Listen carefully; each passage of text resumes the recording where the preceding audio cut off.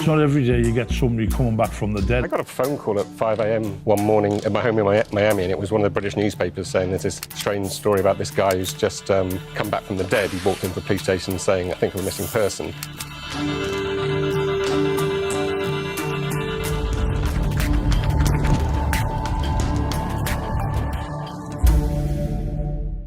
« 1er décembre 2007, Londres. Il est 17h20 au commissariat central de West End. Le détective Tony Hutchinson, il est assis sur sa chaise, les yeux complètement vides. Il a vraiment l'air de quelqu'un qui attend que ça passe. Il pense certainement à sa soirée puisque dans quelques minutes, il pourra quitter le commissariat, rentrer chez lui, se poser devant la télévision avec un petit plateau repas. Ce sera succulent. Ce qu'il ne sait pas encore, c'est qu'il est sur le point de vivre un des moments les plus improbables de sa carrière. Parce qu'au moment où l'aiguille tape le 6, un homme pousse la porte du commissariat. Il a la cinquantaine, un pantalon beige, un vieux pull rouge, un sac plastique dans une main et des papiers dans l'autre. Surtout, il a l'air complètement paumé, genre vraiment paumé. Il avance doucement vers la réception, comme s'il ne savait pas du tout ce qu'il faisait là, et là, il lâche une phrase complètement surréaliste. Je crois que je suis une personne disparue. Quoi ? Silence. Les policiers le regardent, ils sont vraiment sidérés, et quand il commence à raconter son histoire, tout le monde se fige. Le gars explique qu'il a disparu il y a 5 ans, 8 mois et 11 jours. Disparu, comme ça, du jour au lendemain. En fait, il vient tout juste de revenir à lui, ici, tout près du commissariat. Mais il ne sait pas où il était, il ne sait pas pourquoi il est parti, et il ne sait même pas comment il est revenu. Normalement, à ce stade-là, on pourrait penser à un trouble mental. Mais là, non. En fait, il y a quelque chose chez ce type qui les pousse à écouter. Du coup, tous ensemble, ils se disent que ce serait pas mal de l'emmener voir un officier supérieur. Et contre toute attente, ce qu'il dit est vrai. Son nom, c'est John Darwin. Et il n'est pas juste porté disparu. Légalement, il est mort. Retour en arrière. Le 21 mars 2002, John part faire du canoë. Il embarque au large de Seaton Carew dans le nord-est de l'Angleterre. Et là, plus rien. Pas de retour, pas de nouvelles, même pas de corps retrouvé. Pendant 2081 jours, aucun signe de vie. Et puis, le 1er décembre 2007, il réapparaît. Il dit qu'il est amnésique mais en bonne santé. Tranquille. Quand l'affaire est transmise au détective Hutchinson, il comprend très vite que ça va être un dossier un petit peu spécial. Without doubt, this is an unusual case. Mais ce qu'il n'imagine pas une seule seconde, c'est jusqu'où tout ça va le mener. Accrochez-vous, cette histoire réserve bien plus que ce qu'elle laisse croire. Des mystères en cascade et des twists à n'en plus finir. Et ça m'a fait penser à quelque chose, évidemment beaucoup plus léger, mais tout aussi multitâche, le navigateur que j'utilise en ce moment. D'abord, le player intégré. Je peux écouter ma musique sans jamais changer d'onglet. Et ça marche avec Spotify, Apple Music, YouTube Music, Tidal, SoundCloud et même Deezer. Et surtout, je peux complètement le détacher et le déplacer, même hors du navigateur. C'est littéralement un mini lecteur nomade. Ensuite, les thèmes sont du clavier, animation, couleur, intensité, tu crées littéralement ton ambiance de travail. Besoin de comparer 2 pages ou bien de garder un doc ouvert tout en bossant à côté, c'est possible. Et plus besoin d'ouvrir 2 fenêtres séparées. Il suffit juste de tirer un onglet vers le bas. Si t'es comme moi et que tu vis avec 36 onglets ouverts, ils ont inventé un truc de génie. Les onglets que t'as visités récemment laissent une petite trace. Et plus l'underscore est clair, plus ça veut dire que t'y es retourné récemment. Et si t'es du genre à tout organiser, tu peux créer des îles d'onglets. Genre une île shopping, une île boulot, une île voyage. Tu regroupes, tu compresses, tu navigues, tout est plus clean. Et enfin, il y a Aria, une IA intégrée directement au navigateur. Tu poses une question, il te répond sans te faire changer d'onglet. Et si tu veux aller plus loin, tu continues en chat dans la barre latérale. Aria peut même générer des images à partir d'un simple prompt. Par exemple, une ville futuriste sous la neige. Il reconnaît les images que tu uploads et il te donne des infos claires. C'est comme un mini copilote visuel intégré dans ton navigateur. Franchement, je m'attendais à tester un navigateur de plus et j'ai vraiment l'impression d'avoir trouvé une extension de mon cerveau. Testez-le, franchement, vous n'avez rien à perdre et tout à gagner. Merci à Opera de sponsoriser cette vidéo. N'hésitez pas à cliquer dans le lien en barre d'infos pour le télécharger.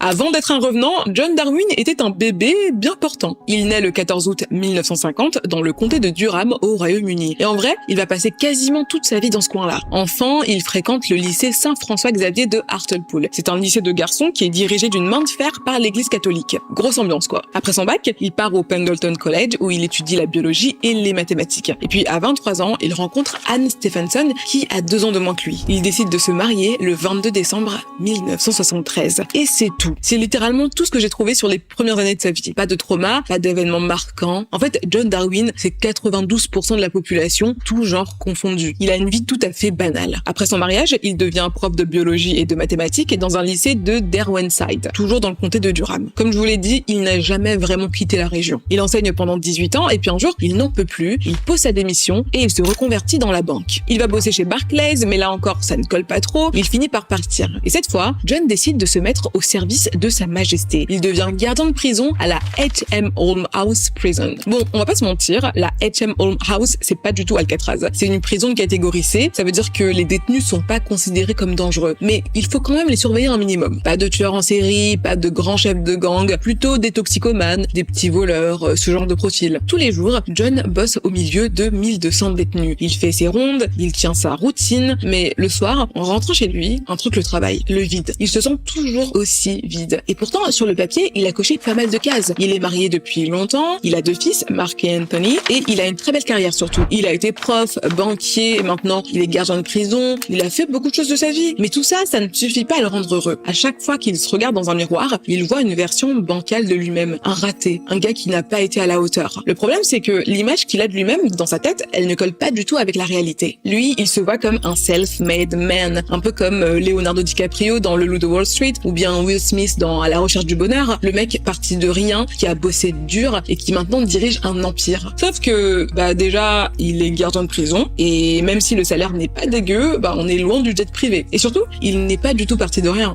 En vrai, John est né avec une cuillère d'argent dans la bouche. Sa voiture, payée par sa famille. Sa maison, offerte par ses parents. Cash. Après son mariage. On aimerait bien avoir des parents comme ça. On parle d'une maison quand même. Il a choisi sa maison, ils l'ont achetée. Alors ok, il n'a jamais dirigé une boîte du CAC 40, mais financièrement ça va. Il est même plutôt privilégié. Mais non, ça ne suffit pas. John, il en veut plus. Il en veut toujours plus. Il veut devenir riche, ultra riche. Et il veut que ça aille vite, très très vite. Gagner beaucoup d'argent, rapidement, facilement. Vous voyez très bien où ça nous mène. John Darwin se met à tomber dans toutes les arnaques possibles. Dès qu'un projet promet de le rendre riche, en un claquement de doigts, il fonce tête baissée. Et à un moment, il embarque même ses fils dans l'élevage d'escargots. Il leur dit non mais c'est facile là les gars, c'est un business sûr, ça marche à tous les coups, on va élever des escargots et on va les vendre à prix d'or au resto du coin. Ça c'est son plan. Spoiler alert, c'est un échec total. Et après les escargots, John se lance dans la peinture de nains de jardin. Ne me demandez pas ce qui lui est passé par la tête. En tout cas, il l'a fait. Pendant un temps, il passe ses journées à peindre des nains pour les revendre. Le succès, là non plus, il n'est pas vraiment au rendez-vous. Quand son plus jeune fils a 15 ans, John va encore plus loin. Il l'oblige à faire du porte-à-porte pour vendre des articles. Officiellement, c'est pour lui forger un caractère. Officieusement, selon certains, c'était pour se libérer du temps et voir une agente immobilière avec qui il avait une liaison. Voilà. Le truc, c'est que John ne veut pas juste d'une vie confortable. Il veut le yacht, il veut les voyages en first, il veut les regards pleins d'admiration. Et après toutes ces années de galère, il se dit, ok, on va faire les choses bien. Avec Anne, il décide de se lancer dans l'immobilier. Et franchement, honnêtement, c'est probablement son idée la plus intelligente, la plus rationnelle. Je ne sais pas ce que vous en pensez. 25% des 100 plus grosses fortunes britanniques viennent de l'immobilier. Donc cette fois, John tente un plan qui tient la route. Fini les escargots, fini les nains de jardin, les vendeurs de calendriers au porte-à-porte, ça n'a aucun sens ça. Maintenant le projet est clair, Anne et lui vont contracter un crédit, ils vont acheter des maisons et puis les faire louer. Ils comptent utiliser les loyers pour rembourser le prêt et garder le reste comme bénéfice. C'est simple, c'est structuré et c'est un business model qui a déjà fait ses preuves. Ça y est, les Darwin se lancent enfin. Mais pas à moitié, pas une maison, pas 2. Ils veulent acheter 12 résidences. Je vous ai dit que John Darwin avait la folie des grandeurs. Et clairement, il a aussi un ego qui tient à peine dans une salle de classe. Mais le pire, c'est que son plan immobilier, sur le papier, il aurait pu passer crème, parce que franchement, c'est pas une mauvaise idée quoi. Mais il a oublié un tout petit détail. Les loyers qu'il fixe sont inférieurs aux mensualités du crédit. Donc pour dire les choses simplement, il perd de l'argent tous les mois. Et là, désolé, mais moi je comprends pas du tout comment tu rates un calcul aussi simple. Je ne comprends pas. En fait, chaque mois, les Darwin s'enfoncent un peu plus. Et à l'an 2000, ils sont à 2 doigts de la faillite. On ne sait pas trop comment ils font pour garder la tête hors de l'eau. Peut-être que la famille de John les aide discrètement, peut-être qu'ils ont eu une prime ou un coup de bol, franchement, on ne sait pas. Mais ce qu'on sait, c'est qu'en 2002, ils finissent par se prendre le mur en pleine face. Pour essayer de s'en sortir, ils demandent un nouveau prêt de 20 000 livres sterling. Et là, les banquiers ne sont pas très enthousiastes. Ils regardent leur compte en banque, leurs dettes, et franchement, non. C'est un non catégorique. Même pas un « on va réfléchir, on vous recontacte ». Non, c'est non. Et face à tous ces refus, John est super mal. Anne et lui sont endettés à hauteur de 64 000 livres. Ça fait plus de 74 000 euros. Et ils n'ont plus aucune solution. solution. Mais à ce stade, vous commencez à le connaître. John Darwin, c'est le roi des plans bancals. Et surtout, il n'abandonne jamais. Il regarde Anne et il lui dit Ma chérie, ne t'inquiète pas. J'ai un plan qui va nous sortir de tous ces problèmes, crois-moi.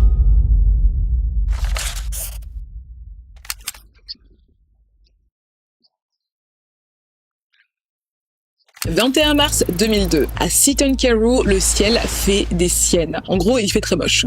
Bon, la Grande-Bretagne, elle n'est pas du tout connue pour ses journées ensoleillées, mais là, le ciel, il est très bas, le vent souffle beaucoup, les nuages sont lourds, et sur la plage de Tees Bay, les vagues s'écrasent bruyamment sur le sable. Au milieu de ce décor bien gris, un homme s'avance vers la mer. Il est en noir, des pieds à la tête, jean noir, veste noire, chapeau noir, et pendant quelques minutes, il fixe la mer, il regarde l'horizon. Ensuite, il inspire. Ça y est, il est temps. Il pousse un canoë à l'eau, il grimpe à l'intérieur et il commence à pagayer tout doucement vers le large. Ça n'a absolument aucun sens. Depuis la berge, son voisin Howie Rosson, il observe la scène, la bouche grande ouverte. Il se dit mais pourquoi John Darwin va faire du canoë dans ce temps-là ?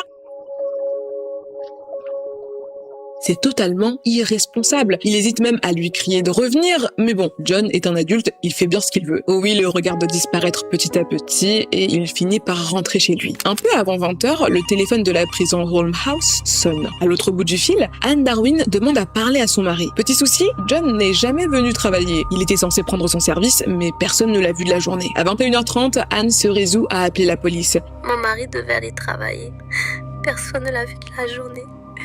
Et je n'ai aucune nouvelle de lui. Silence radio. Ils sont mariés depuis 28 ans. Ils ont connu des hauts et des bas, comme tout le monde. Mais jamais il n'a disparu comme ça, sans laisser de traces. Non, vraiment, ça ne lui ressemble pas. Anne commence à imaginer le pire. Peut-être qu'il a eu une crise cardiaque, quelque part, isolé. Peut-être qu'un ancien détenu l'a retrouvé et s'est vengé. Elle ne sait pas ce qui s'est passé, mais ce qui est sûr, c'est que quelque chose cloche. À partir de là, tout s'accélère. La police se met en alerte. Le 22 mars, Seaton Carew ressemble à une zone de guerre. Et entre-temps, Howie Rosson, le voisin, il a parlé. Il a raconté ce qu'il a vu. John Darwin partant en canoë. Les secours se déploient partout. Bateaux garde-côtes, hélicoptères, policiers. Et c'est l'un d'entre eux qui va annoncer la nouvelle au fils Darwin. Mark, 28 ans, et Anthony, 25 ans. Messieurs, votre père a disparu. Je suis désolé. Pendant ce temps-là, Anne Darwin, elle tourne en rond chez elle. Rien n'y fait. Sa famille a beau tenter de la rassurer, elle est inconsolable. Toutes les 2 minutes, elle regarde par la fenêtre. Elle guette. À chaque fois qu'une voiture s'arrête, elle croit que c'est lui. Mais non, toujours rien. La police finit par dépenser 150 000 livres sterling. Ça fait 173 000 €. Tout ça pour rechercher John Darwin. Malgré ça, il reste introuvable. Après des heures à fouiller la mer, ils finissent par retrouver une pagaie échouée sur la plage. Et 6 semaines plus tard, c'est le canoë rouge qui refait surface. Il est retrouvé sur le rivage de Blue Lagoon Sands, près de l'embouchure de la River Tees. À ce moment-là, l'espoir disparaît complètement. Rien n'est encore officiel, mais la police en est convaincue, John Darwin n'a pas survécu. Ce jour-là, le courant était trop fort, le vent était plus violent qu'il n'y paraissait, et John Darwin, il faut le dire, il n'était pas un grand sportif. Son canoë a dû se renverser, et lui, il s'est noyé. Techniquement, l'enquête est toujours en cours, mais Anne, elle a bien compris que la police a un petit peu lâché l'affaire. Les recherches sont suspendues, tout le monde commence doucement à passer à autre chose. 3 semaines après que le canoë ait été retrouvé, elle signe un nouveau locataire. Elle a besoin d'argent, hein. Et ce nouveau venu, il a promis de l'aider si besoin. Il pourra changer des ampoules, réparer des tuyaux, tous les trucs que John faisait avant. Ce locataire, il s'appelle Carl Fenwick. Et franchement, c'est la preuve vivante qu'il ne faut jamais juger un livre à sa couverture. De loin, Carl a un look très négligé. Mais pas négligé genre boho chic, yes, you know. Non, négligé type SDF. Il a une barbe immense qui part dans tous les sens, il boite, parfois même il se déplace avec une canne. Mais si Anne lui a donné sa chance, c'est pas juste parce qu'elle est gentille, c'est aussi parce que quand on plisse un petit peu les yeux, Carl, c'est John.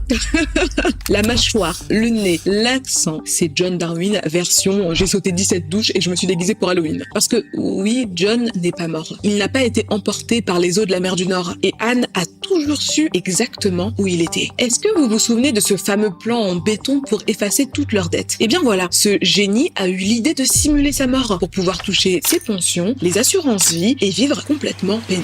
Le 21 mars 2002, John se lève et il observe le ciel. Il fait un temps absolument abominable. C'est parfait. C'est exactement ce qu'il espérait. Anne est déjà partie bosser et il l'appelle 4 fois dans la matinée pour lui rappeler les étapes du plan. Il va prendre son canoë, s'éloigner très loin de la côte, puis revenir en douce du côté de la plage près de la gare du Nord. Anne l'y attendra à 19h pile dans sa voiture. Et c'est ce qui se passe. John, frigorifié, rejoint sa femme. Il Il monte dans la voiture et elle conduit 40 minutes jusqu'à la gare de Durham. John y prend un train et il va se cacher dans un bled paumé du Lake District. Son but, c'est de ne croiser personne qu'il connaît. Pendant ce temps-là, Anne enchaîne les étapes. Dès que le train démarre, elle appelle la prison où John travaille. Son but, c'est de planter la première graine du doute. Ensuite, le soir venu, elle appelle la police et elle déclare la disparition de son mari. Il faut savoir qu'au tout début, Anne n'était pas du tout chaude pour ce plan. Mais John a insisté et elle a fini par céder. Le pire, c'est que ça a l'air de fonctionner parfaitement. C'est totalement ridicule, mais ça marche. Et ils ont quand même une chance incroyable, parce que pendant que tout le monde cherchait John, eux, ils s'appelaient. Ils se donnaient des nouvelles. Sérieusement, si quelqu'un avait surpris une de ces conversations, c'était fini pour eux. Mais non, personne n'entend rien. Ils passent entre les mailles du filet. Mais au bout de 9 semaines de cavale, John commence vraiment à avoir le mal du pays. Il veut rentrer chez lui, dans sa maison, dormir dans son lit. Alors il a une petite idée. Il va se laisser pousser la barbe, s'entraîner à boiter et puis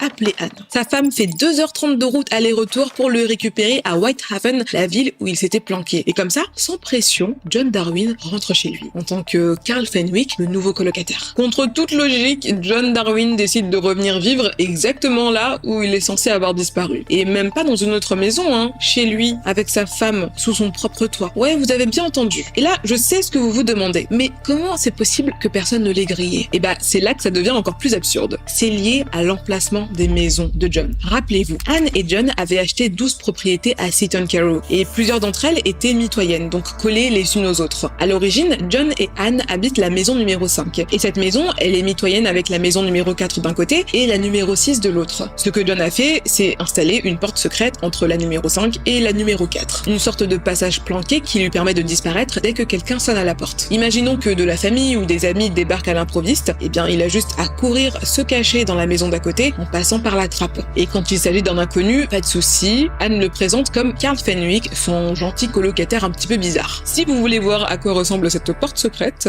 voilà.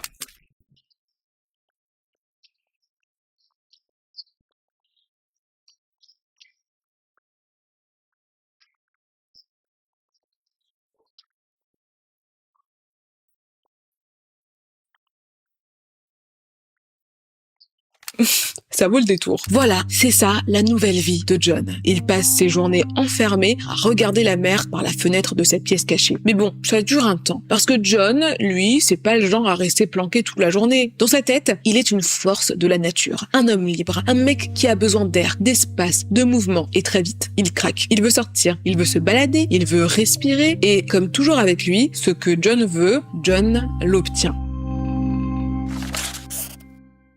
John est vivant, mais parfois, il se dit que ça aurait été plus simple d'être vraiment mort. Toute la journée, il tourne chez lui comme un rat de laboratoire. À force d'observer la mer par cette minuscule fenêtre, il connaît les horaires des marées par cœur. C'est insupportable. Il n'en peut plus. Il se sent mourir à petit feu. Alors, à la nuit tombée, quand toute la ville dort, John sort. Il se balade dans les cimetières, lampe torche à la main. Il parcourt les tombes, cherche un nom, une identité. Adam, Sébastien, Donald, aucun ne colle. Chaque jour, Anne lui apporte le journal. Et lui, direct, il fonce à la page des obsèques. Il cherche quelqu'un de précis. Et un jour, bingo, il le trouve. John Jones. Comme lui, il est né en 1950 à Sunderland. Prénom, John, parfait. Mais il est mort à l'âge de 5 semaines. Ok, il a trouvé sa cible. Il décide de voler son identité. Dit comme ça, c'est complètement débile, mais pour lui, c'est parfaitement logique. Si quelqu'un le croise dans la rue et l'appelle John, ça ne soulèvera aucun doute.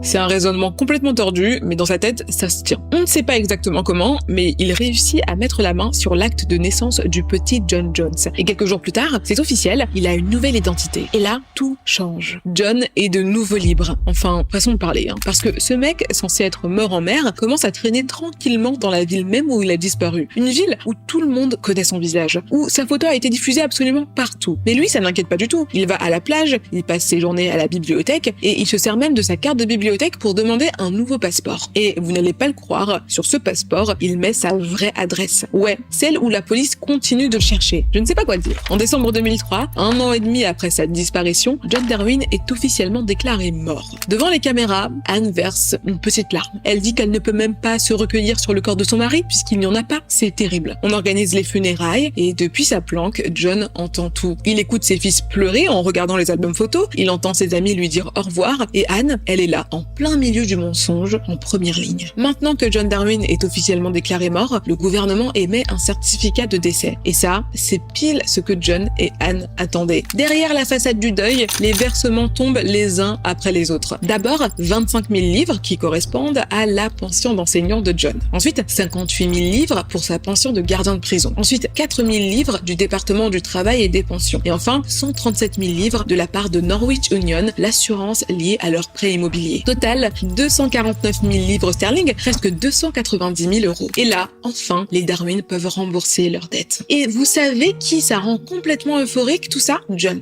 Il redevient lui-même. Il sort, il se balade, il va au restaurant, il traîne à la plage. C'est un homme neuf, un homme censé être mort, hein, rappelons-le. Et tout ça dans une ville qui compte 8 585 habitants. Autant dire que tout le monde le connaît, tout le monde. Et évidemment, ça finit par arriver. Un jour, Anne reçoit un appel d'un ancien collègue de John qui est vraiment troublé. Il raconte qu'il a croisé un gars qui lui ressemblait comme 2 gouttes d'eau. Et il lui demande carrément: Est-ce que John aurait un frère jumeau ou un cousin? Anne panique, mais elle essaie de garder une voix totalement calme, impassible. Ah, oui, ça doit être son cousin. Ils se ressemblent beaucoup, c'est normal. Le collègue est rassuré, mais malgré tout, la chance des Darwin commence vraiment à s'effriter. En 2003, un de leurs locataires croise John, et lui, il le reconnaît direct. Il va même lui dire: Mais tu n'es pas mort? John le supplie de ne rien dire, et contre toute attente, le locataire tient parole. Mais il se dit quand même: ok, je suis pas sûr que ce soit le meilleur des plans de vivre dans la ville où je suis censé m'être noyé. Alors, il commence à envisager un départ. Ok, un départ, mais pour aller où? Et c'est là qu'un jeu vidéo change sa vie. Pendant ces quelques mois de confinement volontaire, John joue à EverQuest. Son pseudo dans le jeu, c'est Saddam the Savior. Et c'est là qu'il rencontre Gerg, alias Killy Steele, une mère de famille américaine. Petit à petit, ils deviennent amis, et un jour, John lui propose un business. Le plan, il lui envoie de l'argent, Killy achète un ranch, ensuite il y emménage et il y installe un centre équestre. Ce sera son petit business. On est bien d'accord, John n'en a rien à faire des chevaux. Il cherche juste une porte de sortie. Au début,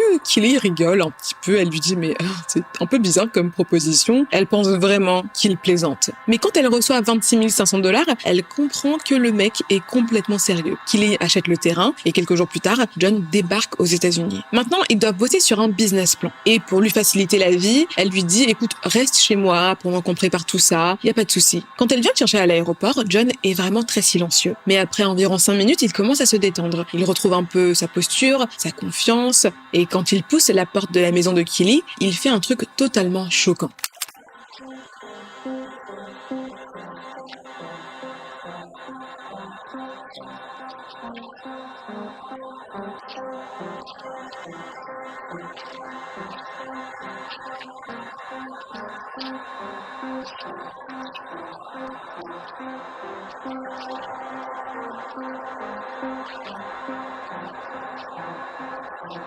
Bon, Killy le met à la porte. Enfin, pas exactement, parce que Killy, elle est très sympa. Elle le dépose dans un hôtel, pas très loin de chez elle. Ce qu'elle ne sait pas, c'est qu'elle vient de réveiller la bête. Parce que non, dans le langage de John Darwin, ça n'existe pas. Il est tellement vexé et humilié qu'il pète un plomb. D'abord, il lui demande de lui rendre 50% de l'argent qu'il lui a envoyé. Et puis finalement, non, il veut tout récupérer. Les 26 500 $ cash. Et pour les obtenir, il commence à la menacer. Il lui dit qu'il connaît des gens dans la mafia et qu'elle ferait mieux de ne pas jouer avec lui parce qu'il pourrait bien s'en prendre à elle et à ses enfants. Ouais, on en est là, c'est n'importe quoi. Killy, elle essaie de rester calme. Elle veut juste vendre le terrain, rembourser John et passer à autre chose. Mais vendre une propriété, ça prend du temps. Elle l'a déjà mis sur le marché et elle fait ce qu'elle peut. John, lui, s'en fout complètement. Il n'entend rien. Il continue à mettre la pression. Finalement, au bout de 2 semaines et demie, il rentre à Seaton Carew. Et une fois le terrain vendu, Killy tient parole, elle lui rend son argent. Mais pour John, c'est un échec cuisant. Il est de retour à zéro. Pas de maison, pas de plan, pas de destination. L'année suivante, il s'attaque à un nouveau rêve, Chypre. Mais sur place, rien ne lui plaît. Et en 2005, il pense avoir une nouvelle idée de génie. Il tombe sur Robert Hopkins, un homme installé en Espagne, qui vend son catamaran. Le bateau est un petit peu vieux, il faut refaire 2-3 trucs, mais John le sent, ça va être la vie de rêve. Il s'imagine déjà un petit verre de champagne à la main, Anne à ses côtés, en train de voguer sur les vagues. Pour ce catamaran, Robert demande 60 000 livres. Mais après de grosses négociations, John réussit à faire descendre le prix à 30 000 livres, à condition de payer une fois les réparations terminées. Il se serre la main, l'affaire est conclue. Enfin presque.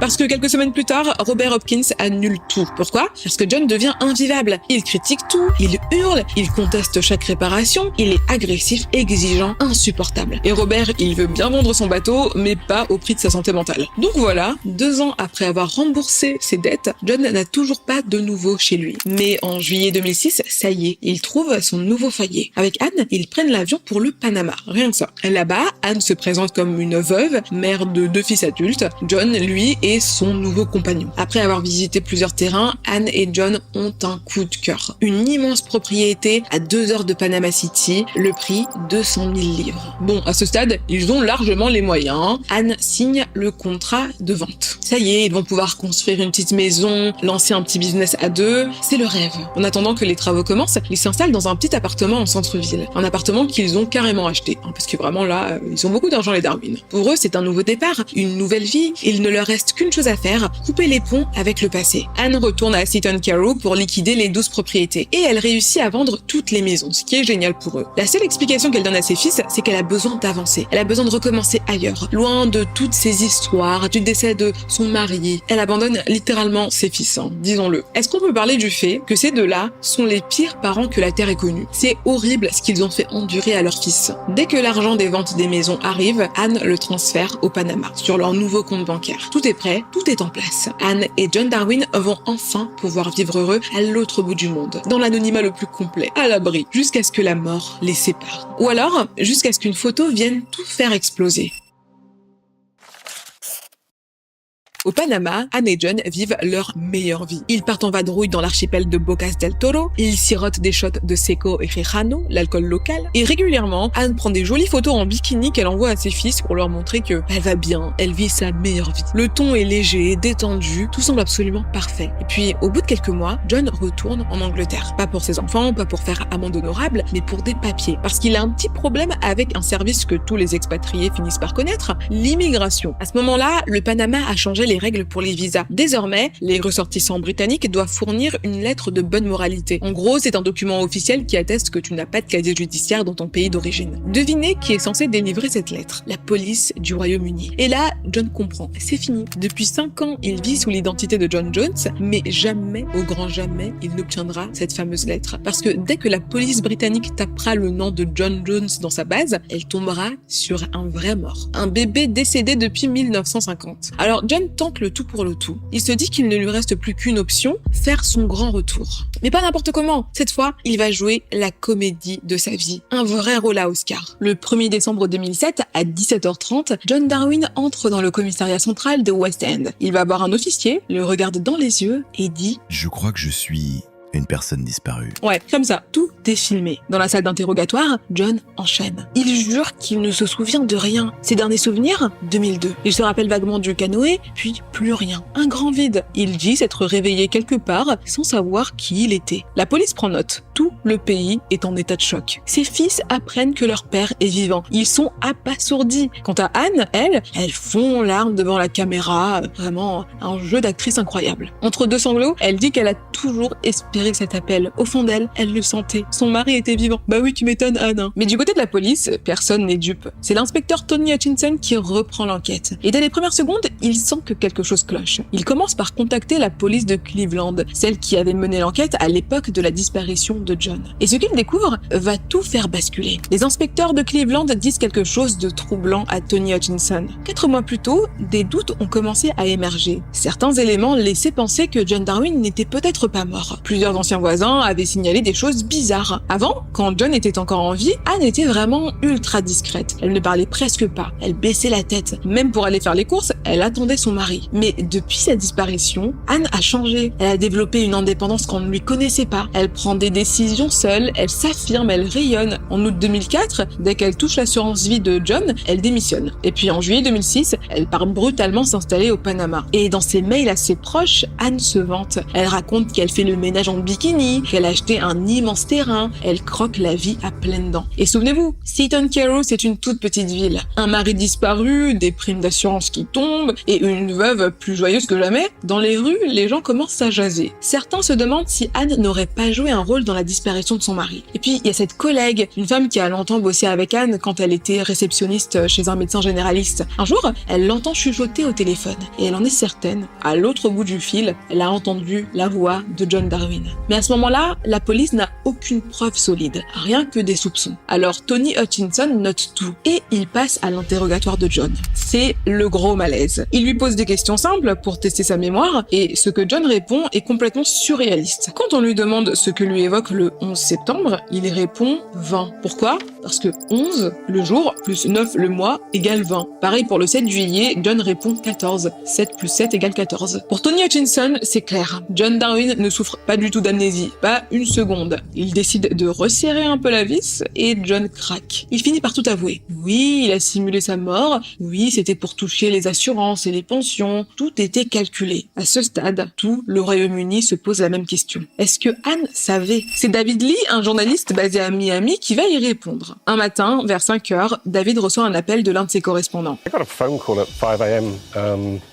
One morning at my home in Miami, and it was one of the British newspapers saying there's this strange story about this guy who's just come back from the dead. He walked into a police station saying, I think I'm a missing person. Comment ça, un homme revenu d'entre les morts ? David n'hésite pas une seconde. Le jour même, il saute dans un avion, direction Panama City. Son objectif, être le premier à parler à la veuve. Il active ses contacts sur place et rapidement, il met la main sur l'adresse d'Anne Darwin. Il s'y rend, il sonne, personne. Il essaie à nouveau, toujours rien. Et alors qu'il commence à faire demi-tour, une petite voix l'interpelle. C'est Anne. Elle lui demande qui il est et ce qu'il veut. Là, David lui répond avec un énorme sourire. « Mais bonjour madame, je suis là pour vous annoncer une excellente nouvelle. Votre mari est en vie. » Anne ouvre la porte, elle porte des petites lunettes, ses cheveux sont gris, elle a l'air fragile, même un petit peu perdue. David se dit qu'il va l'aménager, ok ? Elle est anxieuse, c'est évident. Mais dès que l'échange commence réellement, Anne se ferme. Elle reste sur la défensive, elle ne dit rien de clair, elle est vague, elle est super prudente. Et puis, le téléphone de David sonne. C'est un de ses indices. Il lui dit « Regarde la photo que je viens de t'envoyer ». David ouvre le fichier et là, sa mâchoire se décroche. Sur l'image, on peut voir John Darwin, Anne Darwin et un autre homme. Et dans le coin de la photo, 4 juillet 2006. Plus d'un an avant que John ne réapparaisse miraculeusement au commissariat de Londres. C'est fini.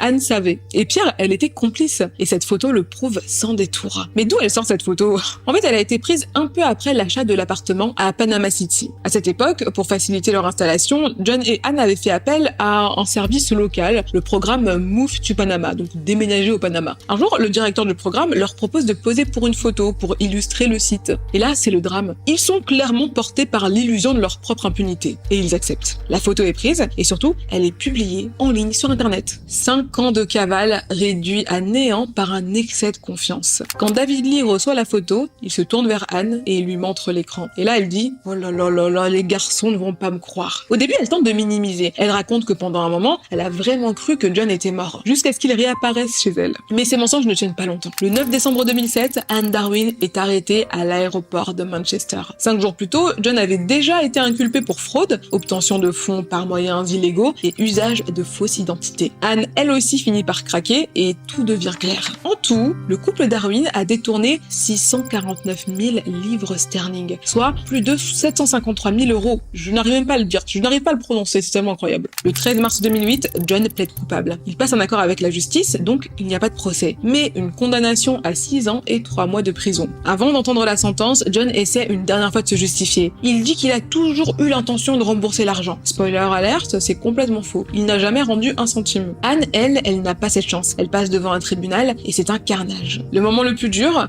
quand ses propres fils viennent témoigner contre elle. Ils sont blessés, dévastés, et à ce moment-là, ils ont coupé les ponts avec leurs 2 parents. Le 23 juin 2008, Anne est reconnue coupable par le tribunal de Teesside Crown. Elle écope de 6 ans et 6 mois de prison. Tous leurs biens sont saisis et le couple est tenu de rembourser leurs créanciers. En 2011, Anne et John sortent de prison. John est libéré le 18 janvier et Anne le 9 mars. Entre-temps, ils ont divorcé. Anne réussira peu à peu à se faire pardonner par ses fils, mais ils ne reverront jamais leur père. Et John alors ? 1 an après sa sortie de prison, il est de nouveau arrêté. Il avait violé son interdiction de quitter le territoire pour aller en Ukraine. Devinez pourquoi? Pour rencontrer une épouse sur catalogue. Comme quoi chacun ses priorités. C'est dommage qu'il ne fasse pas autant d'efforts pour rembourser ses dettes. En 2014, Anne Darwin a remboursé l'intégralité de ses dettes, chaque centime. John, lui, il a rendu 122 livres sterling sur une ardoise de 649 000. C'est pas beaucoup. Aujourd'hui, Anne vit à York. Elle bosse pour une association de protection animale. Elle fait profil bas, très bas. John, de son côté, c'est devenu un vrai passport bro. En 2015, à l'âge de 70 ans, il s'envole pour les Philippines et peu de temps après, il épouse une femme de 23 ans, sa cadette. Voilà, 23 ans plus jeune que lui. Aux dernières nouvelles, il y vivait encore. David Lee, le journaliste qui a fait tout basculer, il a écrit un livre sur l'affaire, Le voleur, sa femme et le canoë. Faut savoir que ce bouquin a même été adapté en mini-série, donc voilà, il a connu un petit succès. Anne, quant à elle, elle a écrit une biographie intitulée Out of My Depth, littéralement hors de ma profondeur. Une façon polie de dire qu'elle s'est laissée entraîner très loin. Mais le plus fou dans cette histoire, c'est qu'honnêtement, ils auraient presque pu s'en sortir. Leur plan, il était bancal, oui, mais s'ils avaient été un peu moins gourmands, un peu moins arrogants, s'ils n'avaient pas posé pour cette photo, eh bien peut-être qu'aujourd'hui, personne ne saurait rien. Alors, dites-moi en commentaire, comment vous auriez fait pour rester hors des radars? Balancez-moi vos meilleurs scénarios, les gars. Et bien sûr, si vous avez aimé cette vidéo, n'hésitez pas à la liker, à vous abonner, à me suivre aussi sur mes réseaux sociaux, je mettrai tous les liens en barre d'infos. Et si vous avez envie de découvrir une autre histoire totalement improbable, je vous raconte celle de Lonely Girl 15, la lycéenne qui a trompé le monde entier. Normalement, la vidéo s'affichera à l'écran. En attendant la prochaine vidéo, prenez bien soin de vous.